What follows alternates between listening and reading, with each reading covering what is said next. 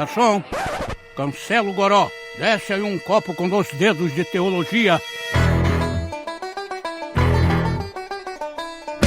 Seja muito bem-vindo ao Baixo Clero, o podcast do 2 Dedos de Teologia. No programa de hoje, a gente vai falar sobre um tema difícil, um tema doloroso. O assunto é suicídio. Para isso, a gente trouxe teólogos aqui para discutir a respeito.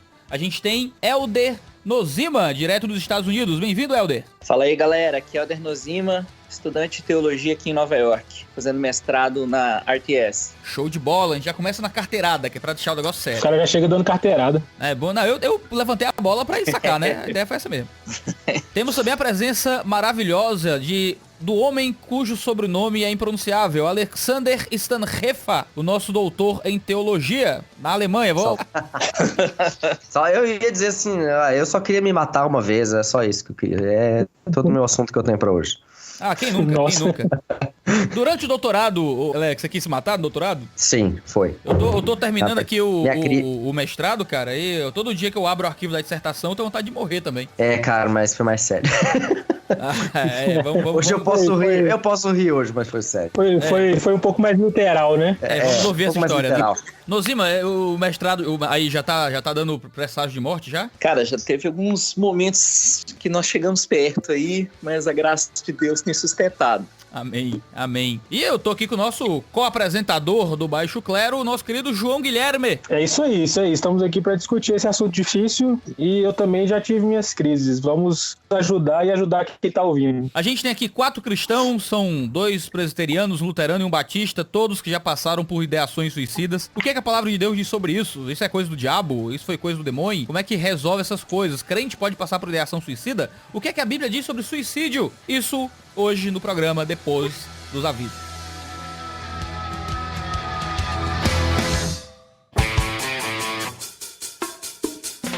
E os nossos avisos são sempre curtinhos, é só para lembrá-lo que o nosso podcast faz parte da grande gama de conteúdo gratuito que a gente entrega aqui no YouTube e em outras mídias para você que acompanha o 2 Dedos de Teologia. E que só é possível enviar tanto conteúdo de graça pela internet porque nós temos, primeiro, apoiadores que cadastraram o cartão de crédito para todo mês ofertar 5, 10, 15 ou quantos reais puderem dar por mês ao 2 Dedos de Teologia para financiar os custos de produção do nosso canal. Todo o recurso que é enviado pelos patrões é totalmente investido para manter o 2 Dedos de Teologia funcionando. E também com os recursos pagos que existem aqui no canal, como o nosso curso online de teologia, o Teologia Descomplicada, onde você é introduzido à teologia a partir do zero, tendo a mim, Iago, como seu professor, e o Review, o clube de assinatura literário do 2 Dedos de Teologia, onde você pode pagar menos de R$60 por mês e receber lançamentos na sua casa com frete grátis, sempre um valor em livro muito maior do que aquilo que você pagou de mensalidade. Não deixe de nos acompanhar nas nossas redes sociais, @2 Dedos de Teologia em tudo, para saber mais do que a gente tem produzido. Então vamos lá pro programa de hoje que tá muito legal.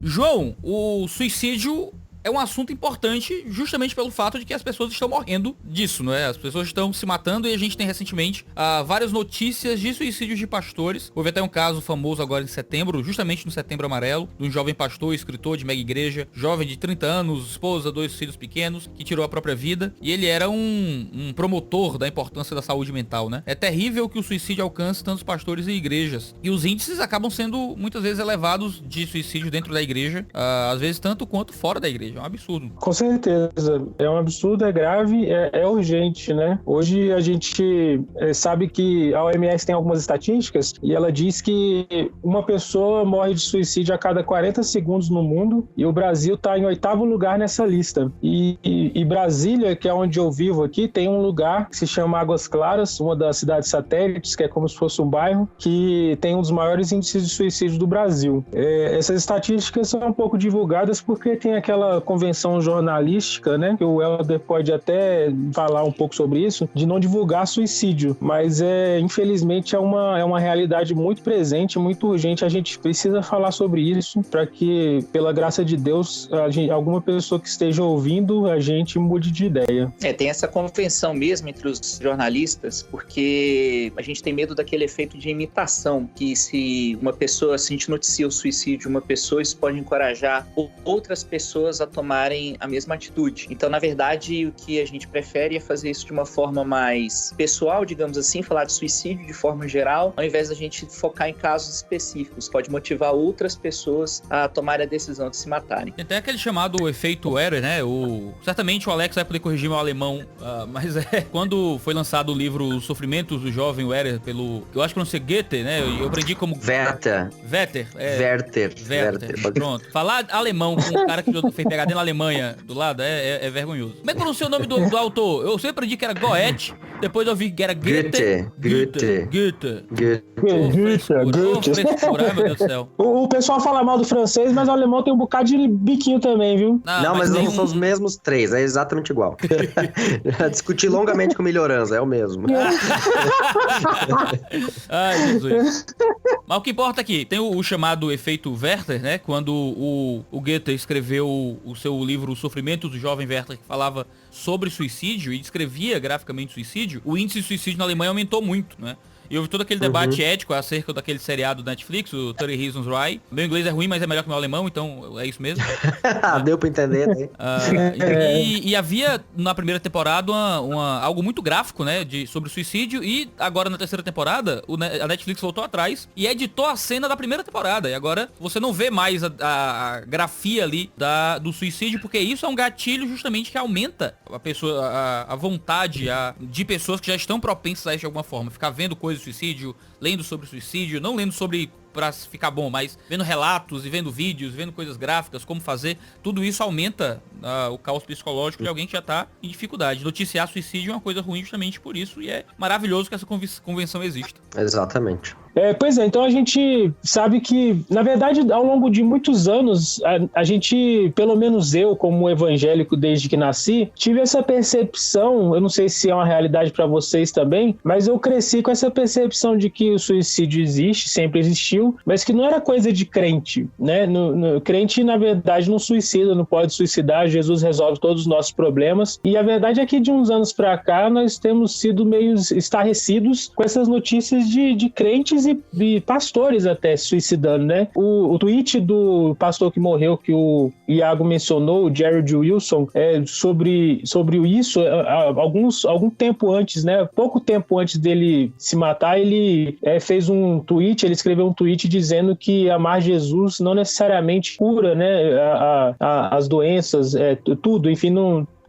algo no sentido de que não resolveria tudo. E a gente, na comunidade cristã, os evangélicos, a gente acaba ficando meio chocado. Eu não sei se isso se deve ao fenômeno da internet, em que a informação é divulgada com mais liberdade, né? Não tem esse filtro jornalístico e você acaba sabendo das coisas, mas essas notícias têm surgido com uma frequência maior do que a gente gostaria, de pessoas que são cristãs mesmo, crentes de verdade, crentes em Jesus Cristo, que se suicidam, tiram a própria vida porque não vem mais saída. E eu vi um pastor uma vez falando que ele realizou um evento na igreja dele sobre esse tema, e ele convidou um psiquiatra, e o psiquiatra falou algo muito interessante sobre as características do suicídio. Ele disse que a pessoa que toma essa decisão, ele analisando como um profissional, né? Ele disse que a pessoa que toma essa decisão, ela se encontra numa situação de insuportabilidade, né? Não aguento mais essa situação, irreversibilidade, ela não vê solução para o problema, né? Não tem como reverter, e ela tem a condição de fazer, né? Ela tem os meios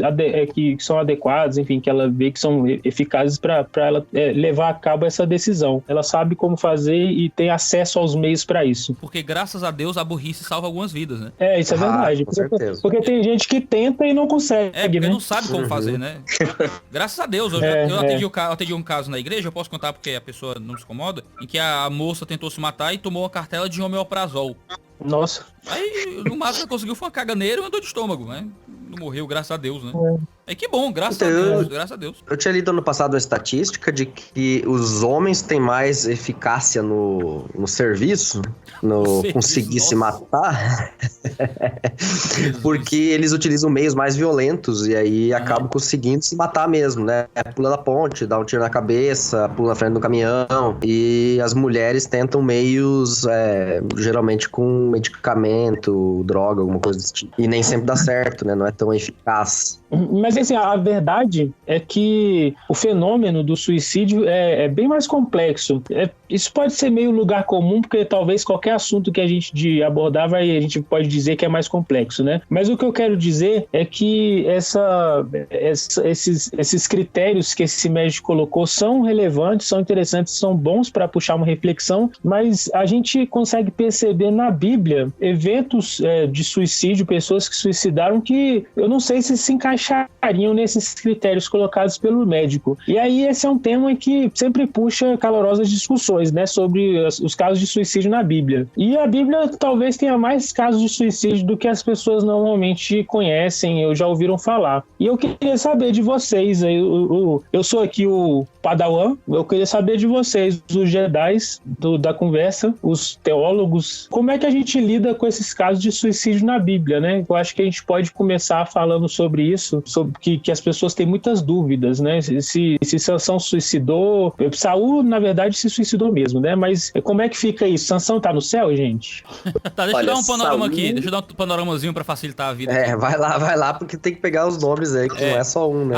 A Bíblia geralmente se limita a narrar casos de suicídio, certo? Não faz uma grande teoria do suicídio, narra. Tem um artigo muito bom do Alan René Alexandrino Lima, no Teologia Brasileira, em que ele faz um bom panorama acerca disso, do suicídio. Ele vai falar, por exemplo, que o primeiro caso é de Abimeleque, filho de Gideão, em Juízes 9. Diz o texto que certa mulher lançou uma pedra superior de moinho sobre a cabeça de Abimeleque e lhe quebrou o crânio. Então chamou logo ao moço, seu escudeiro, lhe disse: desembainha a tua espada, me mata, para que não se diga de mim, mulher o matou. O moço atravessou e ele morreu. É aquele tipo é tipo um suicídio assistido aqui, né? Ele tava para morrer, e ele não queria a humilhação de morrer por ter sido morto por mulher, e então pediu pra auxílio aí no suicídio. Eutanásia. Uma eutanásia aí. O mesmo acontece com a morte de Saul, em 1 Samuel 31, em que ele morre com a ajuda do escudeiro, né? Que agravou-se a peleja contra Saul, os flecheiros o avistaram e ele muito os temeu. Então disse Saul ao seu escudeiro: arranca tua espada e atravessa-me com ela, para que porventura não venham esses incircuncisos e me traspassem e escarneçam de mim. Porém o seu escudeiro não quis, porque temia muito, então Saul tomou da espada e se lançou sobre ela. Vendo, pois, seu escudeiro que Saul já era morto, também se lançou sobre sua espada e morreu com ele. Você tem esses casos aí de suicídios em contextos de guerra, da pessoa porque não querendo morrer e coisa assim, né? Então a gente tem aqui 2 suicídios em Samuel 31. É interessante que Davi ponderou que esse ato do Amalequita não foi um ato compassivo, mas foi um ato ofensivo e digno de punição divina, né? Esse suicídio não foi visto como algo que Deus achou bom, mas que Deus achou como digno de punição, certamente. O quarto caso de suicídio é a morte de Aitofel, conselheiro de Davi, e de Absalão. Em 2 Samuel 17. Diz: vendo, pois, Aitofel que não fora seguido o seu conselho, albardou o jumento, dispôs e foi para casa, para a sua cidade, pôs em ordem seus negócios e se enforcou. Morreu e foi sepultado na sepultura de seu pai.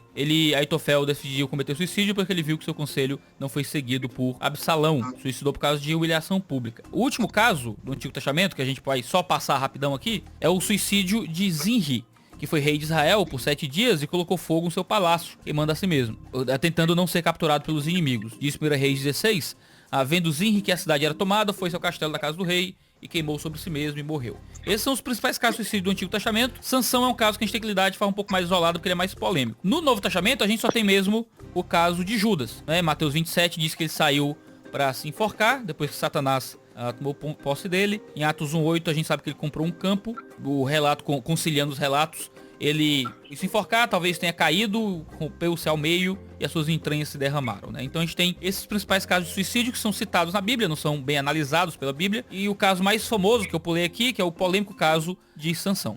Aí os outros teólogos podem falar um pouco mais. O Iago ficou com a parte mais fácil, que foi relatar os casos.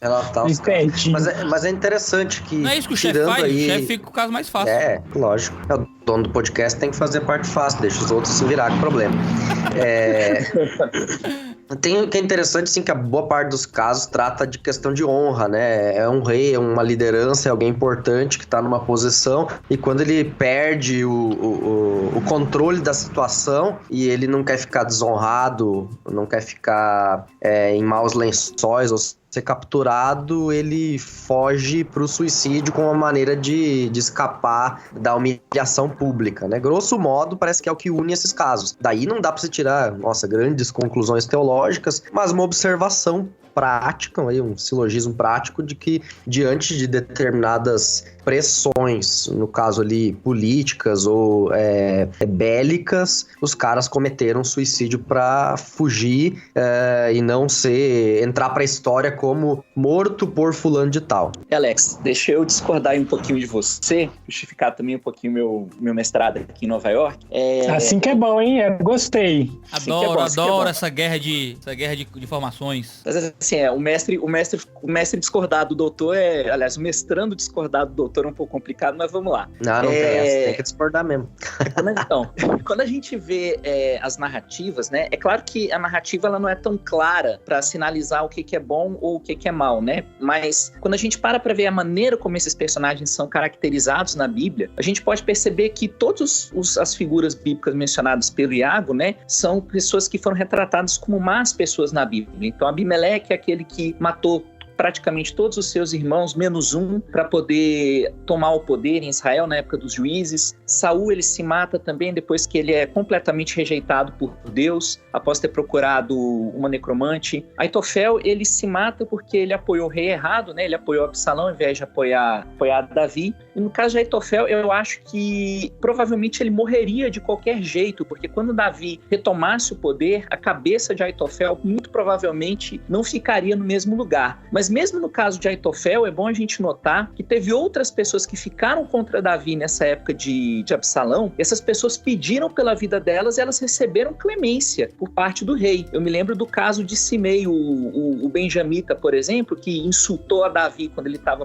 fugindo do seu filho Absalão, e Davi concedeu clemência a ele, quando Davi foi restituído no seu reinado. E Judas, a gente nem precisa comentar, né? Assim, Judas é o amigo que traiu Jesus, talvez aquele que tenha cometido, o homem que talvez tenha cometido o pior de todos os pecados, e todos eles são retratados de uma forma negativa nas narrativas. Então, por aí, a gente já consegue ter um quadro de que, de uma forma geral, o suicídio é um pecado. Agora, se for pra gente colocar realmente um pouco de fogo, né, a gente colocar um pouco de gasolina nesse fogo aí, eu lembro que o Philip Yancey, nos seus livros, ele fala de um outro caso parecido com o suicídio de Sansão, porque o Philip Yancey, ele fala que a morte de Jesus Cristo na cruz também foi uma espécie de suicídio, porque Jesus Cristo tinha o poder de preservar a própria vida, mas ele entregou a vida dele, no caso, com o objetivo de nos salvar. Então, não é bem o suicídio que a gente está discutindo aqui, mas para quem quiser uma polêmica teológica aí, fica aí essa que o Philip Yancey lança, se Jesus teria se suicidado ou não. Para mim, o programa pode acabar aqui. Não, a grande questão é se autossacrifício é suicídio, né? Aí vai ser isso, essa grande é a questão etimológica aí. Porque então, justamente o caso de Sansão, essa vai ser a questão de Sansão, não é? Sansão foi o morreu. Eu ia falar isso, é o caso de Sansão. Sansão, ele não se Sansão não é um tipo de Cristo? Ah, não, aí vai começar a hermenêutica cristológica aí do presbiteriano. Perfeito, maravilhoso. Mas é importante a gente falar desse tipo de caso também, porque, por exemplo, a pessoa que se mata ou que ela se arrisca à morte para salvar a vida de outra pessoa, isso não é bem suicídio, né? Já que eu tô morando aqui em Nova York, eu acho que eu tenho que trazer à memória, esse setembro, o que aconteceu quando as duas torres do World Trade Center desabaram. Há vários relatos heróicos desse evento, de pessoas que poderiam ter salvo a própria vida, mas escolheram ficar dentro das torres, sabendo que elas iam morrer, para tentar orientar as pessoas a saírem de lá o mais rápido possível. Ou então o caso dos bombeiros, que já sabiam que a estrutura estava toda comprometida e mesmo assim entraram dentro das torres para tentar salvar ou resgatar alguém. De uma certa maneira, dependendo da definição de suicídio que a gente usa, eles se suicidaram. Mas o que tornou heróico o ato deles foi essa questão do autossacrifício. E eu acho importante a gente fazer essa distinção, porque embora a gente tenha que ter misericórdia em relação à vida do suicida, das questões psicológicas, até das questões questões médicas que às vezes envolvem o ato, mas a gente não pode se esquecer que suicídio é pecado, que suicídio não é a escolha de Deus para ninguém, Sim. a não ser que seja numa questão de sacrifício mesmo que você esteja fazendo para salvar a vida de outras pessoas, porque isso remete à cruz de Cristo. Eu acho que a gente tem que evocar aqui então as definições logo do Durkheim, no seu famoso livro O Suicídio, né? O Durkheim foi aquele conhecido sociólogo, o pai um dos pais da sociologia francês, e ele escreveu em um dos seus livros, chamado O Suicídio, definindo 4 tipos de suicídio. Ele fala do suicídio egoísta, que é aquele suicídio que reflete um prolongado senso de não pertencimento, de não estar socialmente integrado na sociedade e tudo mais. Ele fala do suicídio altruísta, que é aquele caracterizado justamente pelo senso de relação de grupo. Você morre por causa de outra pessoa, para o bem de outra pessoa, para salvar outra pessoa. Aí ele fala do suicídio anômico, que reflete confusão mental, uma ausência de direção social, que é diferente do egoísta, né? Aquele caso já mais psicológico mesmo, geralmente relacionado a distúrbios sociais e coisas assim. E o suicídio fatalista, que é justamente o suicídio que vem por meio de uma vida muito regulada, com paixões muito estranguladas, opressão e tudo mais. Dentro das definições que o Durkheim fala, a gente pode pelo menos diferir aqui do suicídio pecaminoso, seria o suicídio baseado na vontade de tirar a própria vida, e o que até é estranho chamar de suicídio, que seria o sacrifício, que é quando você não queria morrer, mas você morre por causa de um bem maior, uma coisa mais importante, que é morrer uma inevitabilidade para gerar um bem maior, que seria salvar a vida de outra pessoa, pular na frente de uma bala, o médico que vai para uma situação difícil para salvar alguém, o bombeiro, como você falou aí, e tudo mais. Ou seja, para Durkheim, Jesus se matou. É um tipo de suicídio. Tipo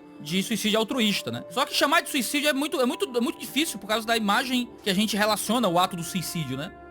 Deixa eu só tentar organizar aqui. A gente falou dos suicídios na Bíblia. Então, na Bíblia, a gente consegue ver pelo menos 2 tipos de suicídios.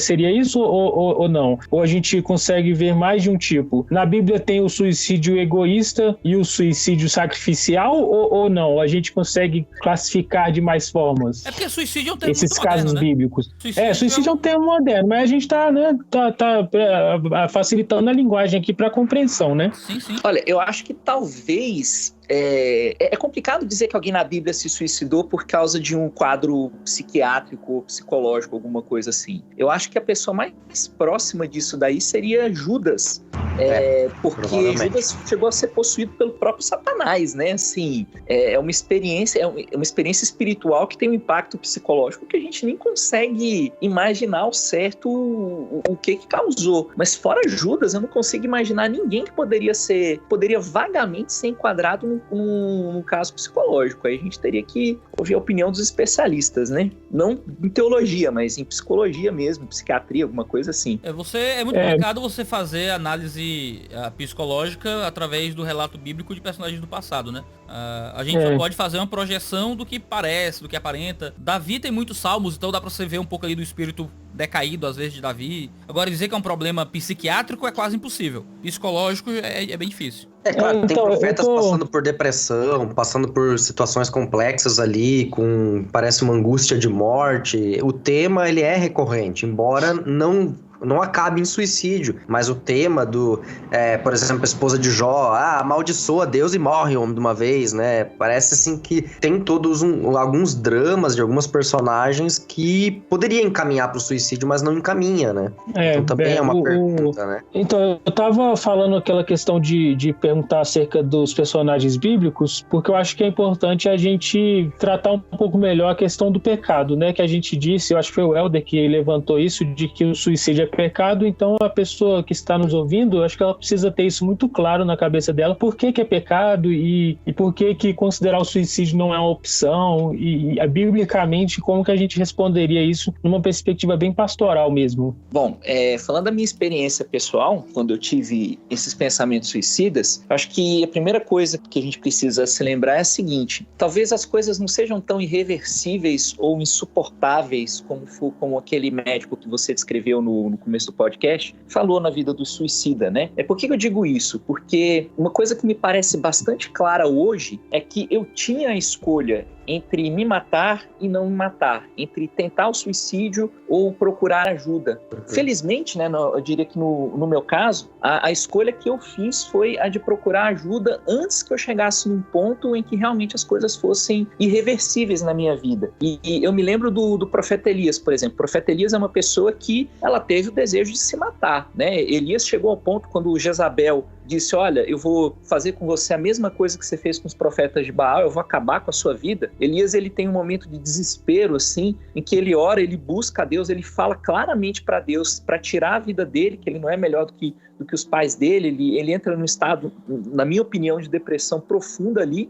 E o que Elias fez, eu diria que é o que eu fiz de uma certa maneira, e talvez seja um encaminhamento pastoral que a gente deva fazer, olha, coloca a sua vida nas mãos de Deus, fala para Deus, entrega em oração mesmo, falando assim, olha, por mim acabou, eu não quero mais, acaba com tudo, põe fim aí na minha vida, mas o Senhor, Deus, não eu, a minha vida tá com o Senhor, e se o Senhor tem algum outro plano para mim, o Senhor me mostre o que plano que é, o que é para acontecer. E aí Deus, e eu acho muito interessante, porque quando Deus vai confrontar Elias lá no deserto, ele pergunta para Elias, né, olha, o que você está fazendo aqui, Elias? Mas em momento algum eu vejo Deus falando assim, poxa, Elias, você está aí dizendo que você quer se matar, que papel vexatório é esse que você está fazendo? Então a gente vê que Deus, ele tratou com muita misericórdia esse pensamento de Elias. Então isso, eu diria que é algo que me encorajou, né, e que deve encorajar outras pessoas também, porque pelo menos nesses casos do suicídio com o uso da vontade, é preciso que a gente se lembre, você tem o poder de escolher antes que a coisa se torne irreversível de fato.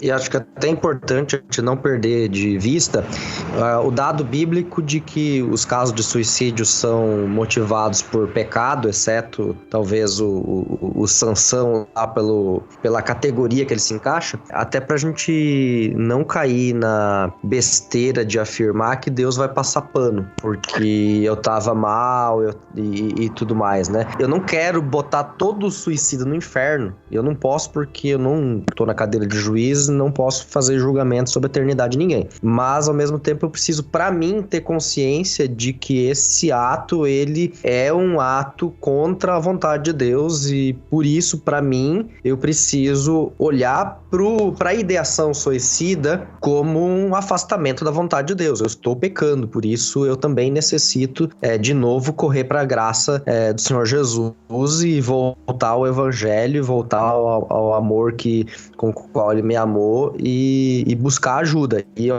acho que isso foi algo que, quando eu passei por ideação, me provocou muito arrependimento. Ter tido os pensamentos. Me provocou mais dor ter tido os pensamentos do que os próprios pensamentos. Porque aí eu me dei por conta, o que é que eu tô fazendo com tudo aquilo que Deus me deu? Olha a graça que Ele dispensou a mim, olha o amor dele, olha o que Ele fez, que Ele fez através do seu filho por mim, e eu tô fazendo o que com isso? Eu tô sendo egoísta a ponto de dizer que a minha dor aqui, momentânea, passageira, ela não é suportável e eu preciso dar fim a ela. Embora seja uma angústia, foi difícil, causou uma ruptura grande dentro de mim mesmo, sem essa consciência de pecado, talvez eu teria tomado outros rumos nessa conversa. Eu achei muito interessante isso que você fala, Alex, porque assim, retomando a fala do Jared Wilson, né, do pastor que se matou nesse mês de setembro, ele fala uma coisa que é verdade, assim, Jesus, ele não vai curar todos os seus problemas, ele não vai retirar todas as dificuldades da sua vida, você talvez tenha que lidar, aliás, você não, todos nós vamos ter que lidar com algum pecado, com alguma enfermidade, com alguma limitação mental, alguma coisa assim, pelo resto dos nossos dias. É só a gente lembrar do apóstolo Paulo, do espinho na carne e da resposta que Deus deu ao apóstolo Paulo, de que ele não ia retirar aquele espinho, que aquele espinho lá era para a glória de Deus. A gente ter esse reconhecimento que o Alex falou, olha, é momentâneo. O nosso horizonte de existência, ele não se limita a essa vida. O nosso horizonte de existência é a eternidade. E por pior que seja o espinho na carne que Deus colocou, ainda que seja o espinho da depressão, ainda que seja o espinho de um transtorno de personalidade, o espinho do casamento que fracassou, ou alguma coisa assim, comparado com a eternidade, isso tudo é apenas momentâneo. Deus, ele tem um versículo na Bíblia, né, lá em 1 Coríntios 10, que fala que nós não somos tentados além das nossas forças. Pelo menos o cristão ele não é tentado além das suas forças. Então a graça de Deus, ela realmente é essencial para a gente fazer a escolha certa quando esse tipo de pensamento vem à nossa cabeça.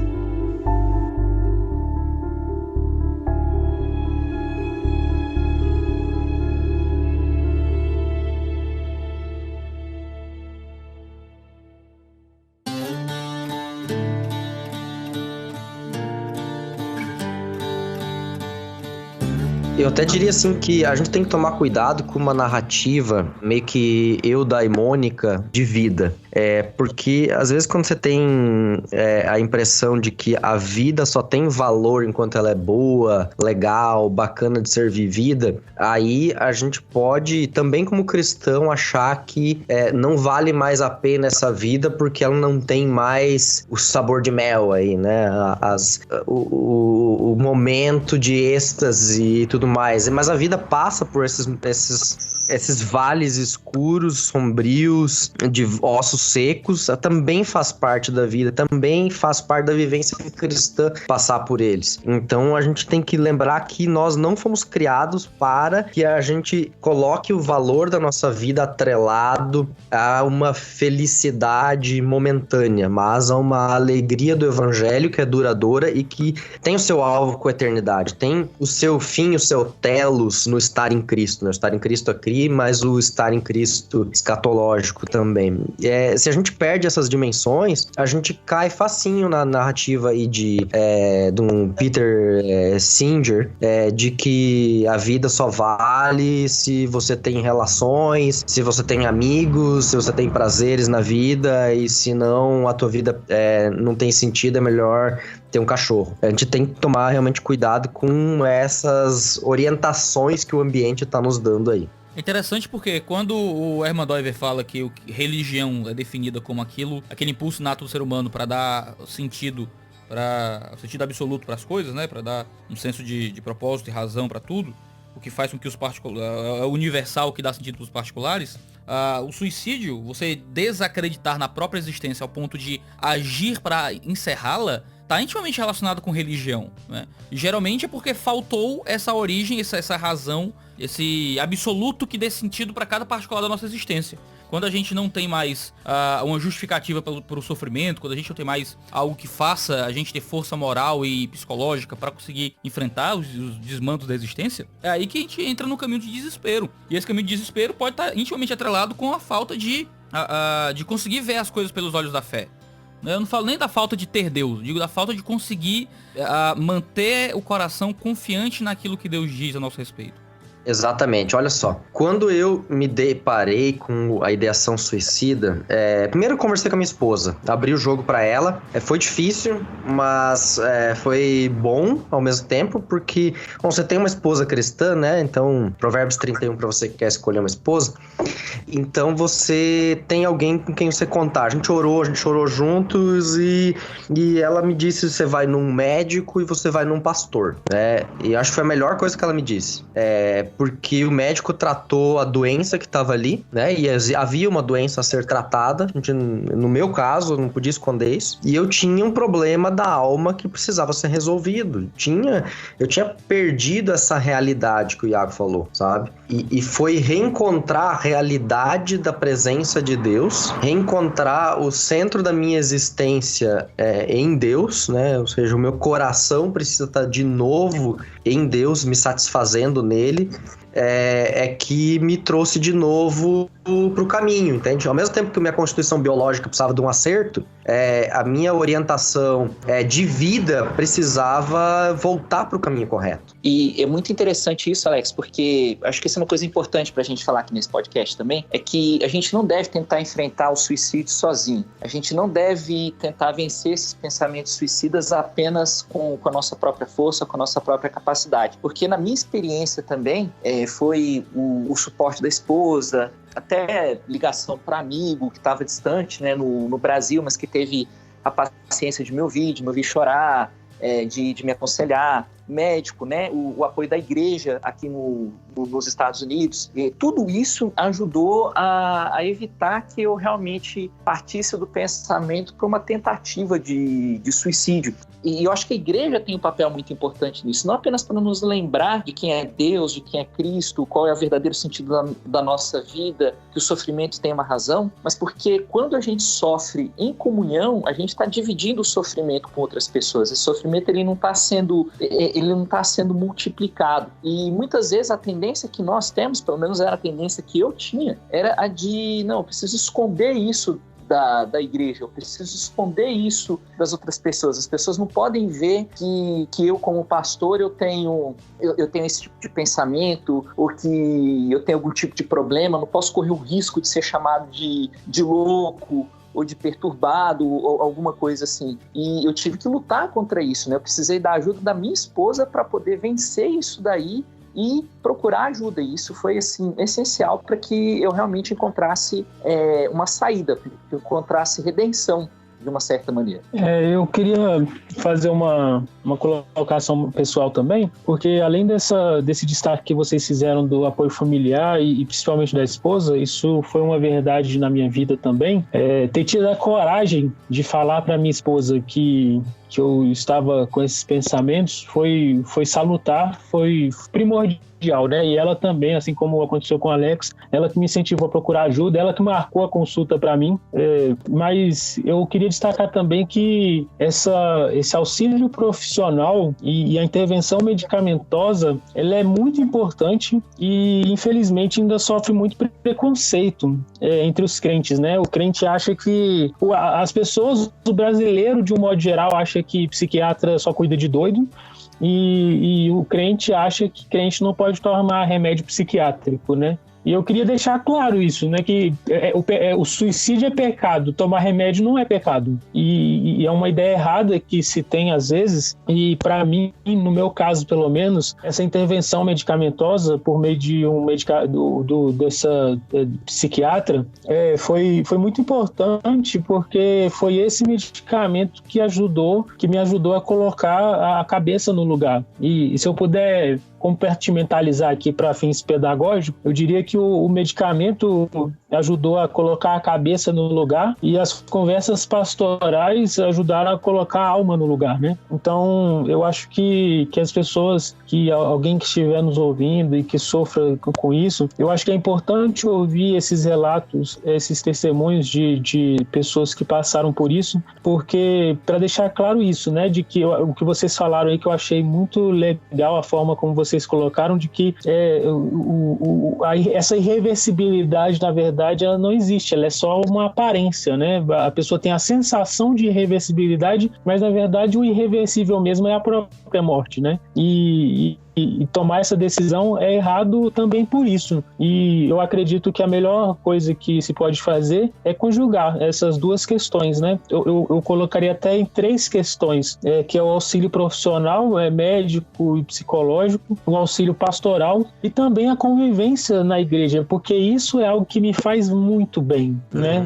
Me faz muito bem. Não é só a questão do aconselhamento pastoral, de se encontrar com o pastor de tempos em tempos, agenda marcada, mas o que me faz muito bem é estar com os irmãos, estar na igreja, a gente está tendo um pequeno grupo agora na terça-noite, então estar lá na terça-noite com aquelas pessoas me faz bem e é cura, literalmente, né? Porque Deus nos chamou para isso, Deus nos criou para isso, para vivermos em família, em comunidade, né? Eu acredito que as pessoas que estão nos ouvindo precisam ter isso muito claro, né? De que não pode ter esse preconceito com a intervenção profissional, não pode desprezar a convivência comunitária, estar numa igreja, fazer parte de uma igreja, ser ativo na igreja, se relacionando, e não desprezar também a importância do cuidado pastoral, né? Ter um pastor em quem se confie, com quem você possa se abrir livremente. E essa barreira do se abrir talvez seja o mais difícil, né? E eu acho que é importante as pessoas se abrirem, porque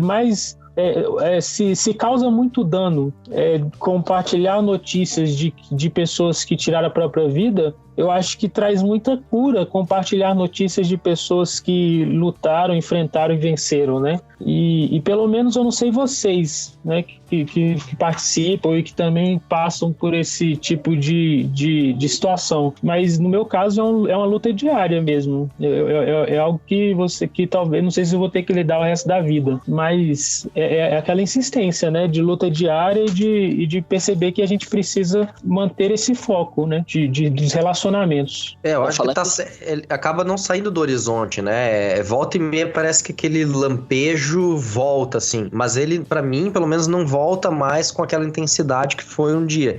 Ele volta, assim, com uma lembrança e, ao mesmo tempo, quando ele volta, eu penso... Que coisa boba, por que um dia eu pensei isso? Olha só o resto aqui, né? Parece que a esperança suplantou toda aquela sombra que esse pensamento traz consigo. Então, claro que quando tem problema, dificuldade, parece que vem de novo aquele peso, mas ao mesmo tempo eu aprendi a conviver com ele de tal maneira que a esperança que eu tenho em Cristo, ela não permite que essa sombra tome conta mais. Pelo menos hoje é como eu tenho vivido hoje. Tem sido assim pra mim. Eu acho importante isso, porque às vezes a pessoa tá ouvindo podcast falando assim, todo mundo passou aí por ideação suicida, mas todos eles tiveram uma vitória definitiva, né? Nunca mais pensam nisso daí, e isso não é verdade. Então, por exemplo, essa questão do medicamento. Eu tomo medicamento até hoje, e talvez eu tenha que tomar medicamento até o fim da minha vida, pelo que eu conversei com a psiquiatra aqui, né? Com a psiquiatra cristã, inclusive. Então, essa coisa de você ter que tomar remédio, de você precisar do apoio das pessoas, de você ter que lutar contra os maus pensamentos que vem na sua mente, isso não é uma coisa que você vence definitivamente aqui nessa vida, sabe? Assim, pode até ser que isso aconteça, mas muito provavelmente essa sombra, ela vai estar lá o tempo todo. A questão é que espaço que você vai dar para essa sombra na sua vida. Talvez complementando um pouco aquilo que o João falou, eu diria que uma outra forma de você combater o suicídio é de você parar de fugir da sua vida e você tentar se engajar mais com aquilo que Deus colocou para você. Então, por exemplo, ao invés de você fugir da sua realidade, sei lá, vendo pornografia, jogando videogame o dia inteiro, passando o tempo todo pensando em anime, ou em mangá, ou em super-herói, mais do que pensar na vida real, ao invés de você tomar esse tipo de atitude, escolha em se envolver com a vida que você tem, sabe? Conversar com as pessoas, fazer amizades. Você tem vontade de aprender alguma coisa, de dançar, de aprender a dançar, ou de aprender, sei lá, fazer origami, como é que faz um bonsai, alguma coisa assim. Vai lá, participe. Falar alemão. Falar alemão, né? Isso daí, então, é para a vida inteira, né? Para você dominar. Você fazer esse tipo de coisa, isso também é importante, porque a gente tem que aprender, eu acho que uma das grandes questões teológicas, talvez, por trás do suicídio, é que o suicídio é a rejeição da providência de Deus. É a rejeição da vida que Deus deu para cada um de nós. Então, ao invés da gente se engajar com a vida que Deus deu pra gente, sabe? Ler, estudar, viajar, se exercitar, fazer esse tipo de coisa, a gente escolhe se retirar da vida que Deus deu pra gente em protesto em relação à providência de Deus. Pelo menos no meu caso, eu vejo isso de uma maneira muito, muito presente. Então, assim, a sombra existe, remédio é uma coisa que talvez você tenha que tomar a vida toda, ajuda sim, né? Não é a solução dos seus problemas, porque também por experiência própria, só remédio não cura ninguém de suicídio, de depressão, você precisa ainda, mas o remédio dá a força que você precisa para procurar amigo, para procurar pastor, para procurar ajuda profissional e tratar dessas coisas. A OMS tem uma recomendação, oficialmente a OMS indica que o tratamento psiquiátrico não seja feito sem um acompanhamento psicológico, né? Porque o remédio age quimicamente, né? Mas ele não resolve as questões da mente, né? E eu acredito que para o crente esse acompanhamento psiquiátrico, esse tomar o remédio não pode ser dissociado do aconselhamento bíblico, né? E também do acompanhamento psicológico, se você tiver acesso, né? Mas o aconselhamento bíblico para o crente também é indispensável, não pode de maneira alguma ser desconsiderado, né? Agora me passou uma pergunta que eu quero fazer para você, João. Talvez você redirecione aí para alguém. Mas e quando os pensamentos de suicídio acontecem por causa de uma decepção com a igreja? O membro que passou por uma situação de abuso pastoral, por exemplo, alguma coisa assim, que todos os nossos caminhos aqui, eles estão passando pela igreja e instituição, né? Mas e quando a igreja e instituição, de uma certa maneira, está por trás das complexidades do nosso quadro? Qual é o que a gente deve recomendar aqui? Então, essa questão de a pessoa que lida com decepção com a igreja, né? Recentemente eu tive até contato com algumas pessoas, conversei com algumas pessoas que desistiram da igreja por decepção. Eu acredito que isso está na forma errada com que a pessoa enxerga o papel da igreja, né? Porque eu acho que essa decepção com a igreja, a ponto de desistir dela e de achar que ela é o problema e não fonte da solução, decorre do fato de a pessoa colocar na igreja um papel que ela não tem. Então, a igreja é o corpo de Cristo, isso é verdade. Mas a igreja é formada por pessoas pecadoras, por seres limitados. Eu passei problema com a igreja algumas vezes, decepções, mas isso em momento algum me fez desistir da igreja, porque eu sempre tive a consciência de que a igreja é um lugar cheio de pessoas pecadoras e problemáticas, eu inclusive. Então eu acho que o problema é quando a pessoa coloca a expectativa de que na igreja ela vai desenvolver relacionamentos perfeitos. Isso não é uma verdade, isso não vai existir nunca em lugar nenhum. E nossa, o João tá falando isso porque ele nunca se decepcionou com a igreja, porque ele nunca teve problema, porque ele sempre teve uma igreja linda. Não, isso absolutamente não é verdade. Já tive decepções profundas, eu teria vários motivos para desistir da igreja, para não querer ir para a igreja mais. Então, se você hoje sofre e a igreja foi infelizmente, as pessoas, né, na sua igreja tiveram um papel negativo nessa situação hoje, eu acredito que você precisa procurar pessoas em quem você confie que sejam crentes, que não necessariamente vão ser da sua igreja, mas que sejam igreja. E procurar pastor, e procurar outra igreja, talvez, pedir direcionamento do Espírito Santo. Isso não é fácil, não tem fórmula, não tem como eu chegar aqui e falar assim, olha, você, para procurar outra igreja, você vai ter que verificar isso, aquilo, outro. Eu, quando mudei de igreja, recentemente, eu ofereci critérios, né? Eu falei, o que a igreja bíblica precisa, né? Disso. Então, mas não é uma fórmula, né? Não tem como dizer assim, você precisa fazer isso e aquilo outro para procurar uma nova igreja. O que eu posso dizer é que você não pode desistir da igreja, porque é isso, né?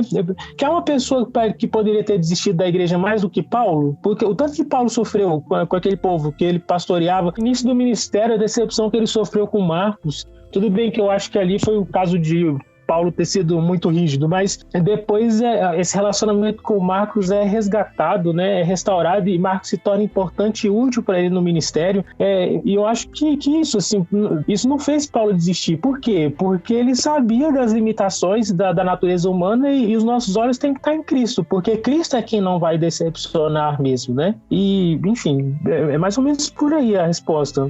O problema é que não tem fórmula, e aqui a gente está num podcast que é muito limitado, né? Algum nível de aconselhamento mais profundo precisa ser feito pessoalmente com a pessoa com quem você convive e te conhece, né? Mas eu acho que o caminho é por aí.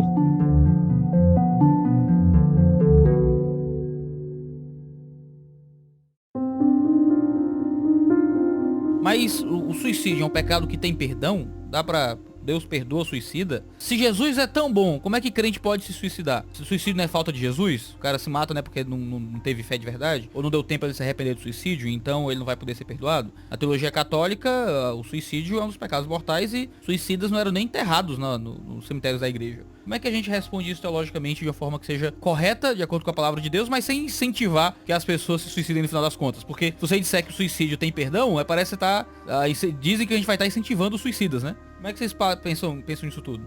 Bom, acho que a primeira coisa que a gente tem que se lembrar é que o pecado imperdoável na Bíblia não é suicídio, né? O pecado imperdoável da Bíblia é a blasfêmia contra o Espírito Santo. É o único pecado que Jesus ele deixa claro que não tem perdão nem nesse mundo, nem no outro. E também quando João fala em 1 João, né, que tem pecado, né, que a gente que não tem perdão também, né, que a gente não deve pedir por ele. Também eu creio que o João ali está falando da blasfêmia contra o Espírito Santo. Então, por aí a gente já pode dizer, pelo menos no primeiro momento, que suicídio não é imperdoável, digamos assim. Mas aí, para a pessoa entender isso, ela tem que corrigir um pouco a visão que ela tem da salvação em Cristo Jesus, porque a gente tem esse conceito popular, assim, que nós somos vagalumes espirituais, né? A gente está ganhando e perdendo a salvação o tempo todo, né? A gente está alternando o tempo todo entre a luz E as trevas?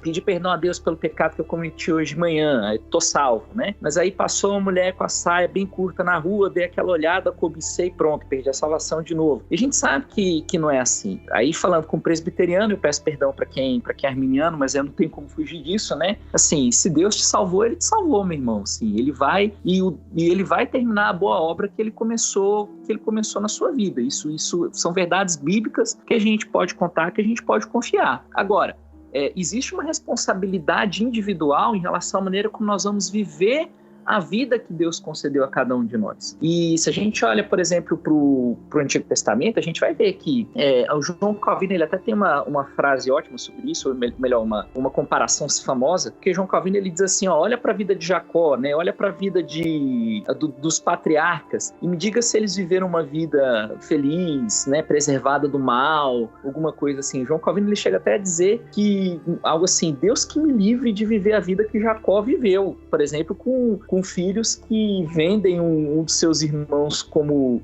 escravo e enganam o pai, fazendo o pai pensar que o filho dele tinha morrido, né, vítima de feras, e o pai vive debaixo dessa mentira por anos e anos e anos a fio, numa intensa dor e intenso sofrimento por causa disso. Então, a gente tem que entender o seguinte, talvez o que eu possa dizer é sim, Deus preserva do mal. Sim, Deus, ele restringe o pecado na nossa vida. Mas a obra de Deus vai terminar no dia da consumação final de todas as coisas. A obra de Deus, ela não termina agora que eu acabei de me converter. Ou então a santificação não é um processo que termina com 5, 10 anos da minha vida. É um processo que pode levar a vida inteira. E é um processo onde nós podemos ajudar ou atrapalhar bastante, usando bem ou usando mal a nossa vontade. E aí eu acho que se a gente lê mais o Antigo Testamento, a gente vê tudo que Deus permitiu que acontecesse com Israel, tudo que Deus permitiu que acontecesse com reis, com profetas, a maneira como Deus foi paciente, mas ao mesmo tempo rigoroso com o constante padrão de pecado que o povo de Israel apresentou ao longo do Antigo Testamento. Quando a gente vê isso e a gente traz isso um pouco para a nossa realidade pós-cruz, né? A gente começa a entender que, poxa, Deus realmente pode permitir que várias coisas aconteçam, mas ele não deixa de ser Deus, ele não deixa de ser fiel. Ele não vai deixar de terminar aquilo que ele começou, mas é uma questão de fé. Ou eu vou acreditar nisso, ou eu vou acreditar naquilo que os meus olhos dizem e vou me desviar do caminho do Senhor. E aí eu não vejo meio termo em relação a esse ponto específico. Ou a gente tem fé em Deus e prossegue, ou eu vou duvidar, vou ser incrédulo, e aí só Deus sabe também onde eu vou parar nesse meu processo de queda espiritual por conta disso. Eu diria também que a promessa de vida abundante de Jesus é para a vida nesta terra também, não é para a vida eterna depois da morte, porque a gente também é criado com uma ideia errada, muito mais platônica do que bíblica, de separar, né, o mundo das ideias, de achar que no céu vai ser muito maravilhoso, vai mesmo, mas aquela imagem de a gente todo mundo vestido de branco pisando em nuvens e aqui na terra é só desgraça, é só coisa ruim, sendo que não, né? A restauração que ocorre na nossa vida por meio do Espírito Santo, ela vale para esta vida também. A nova vida em Jesus é a partir de agora, né? O novo nascimento produz uma nova vida aqui e não apenas na eternidade depois da morte. Então, uma pessoa que esteja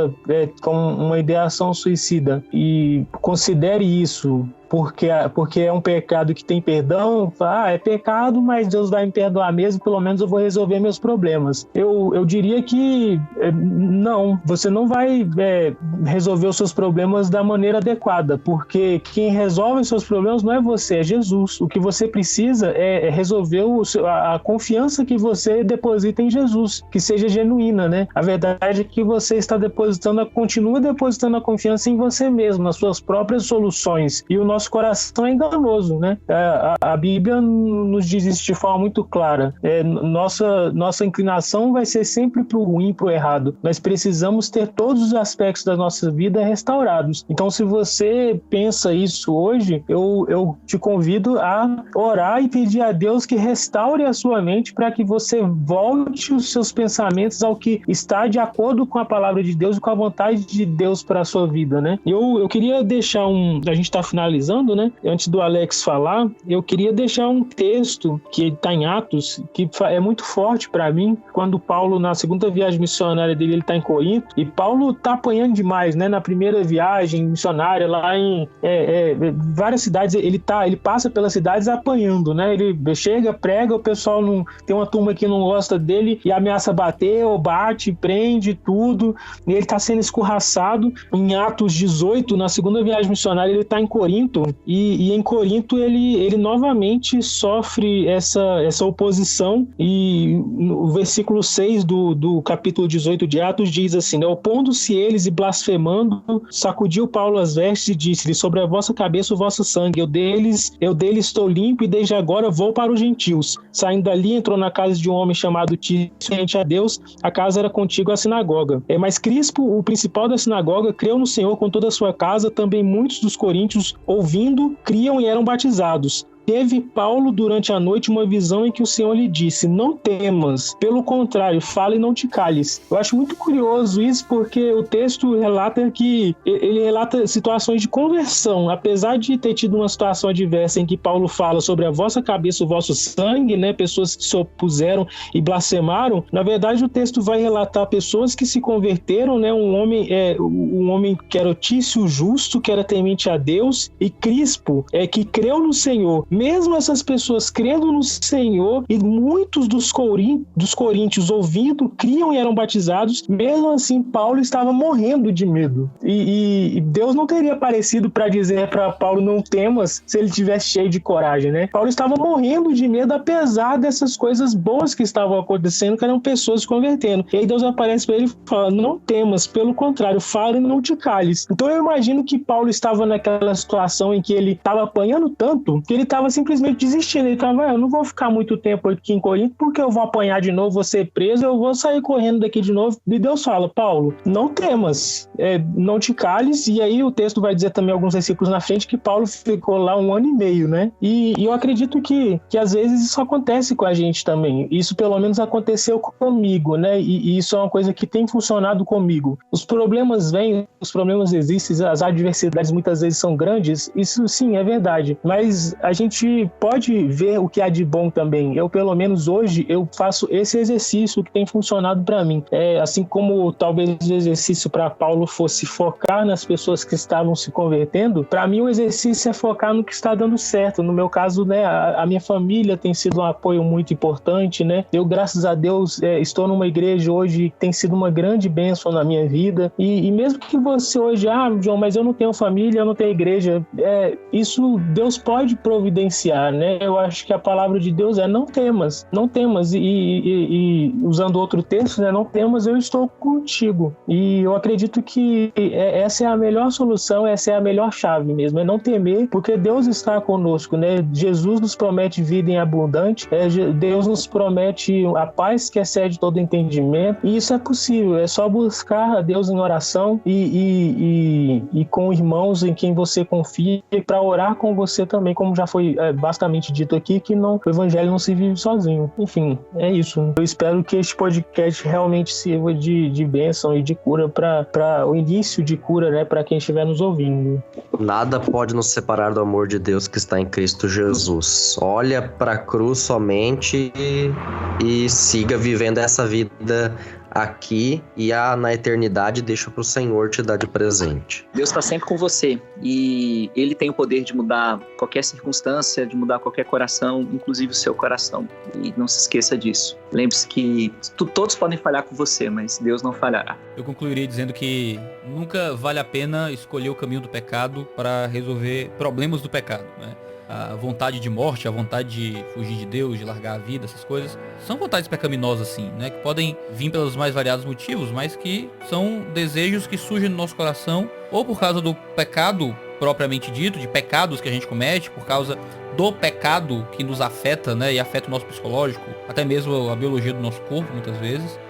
E fugir disso, tentar escapar disso, através de pecar, através de ofender a Deus, de tirar a nossa própria vida, de ofender o Senhor que nos deu a vida, ofender nossas famílias, amigos e tudo de bom que a gente poderia produzir para o reino de Deus nessa vida. Fugir disso é pecado, e o pecado nunca vai resolver o problema do pecado. Ao invés da gente viver uma vida que glorifica o nome de Deus aqui, e louvá-lo e construir algo para a eternidade, a gente evita construir algo para o reino de Deus e acaba indo por um caminho que não glorifica seu nome. Glorificar o nome de Deus tem que ser o nosso maior interesse, e por isso o suicídio nunca vai ser um bom caminho.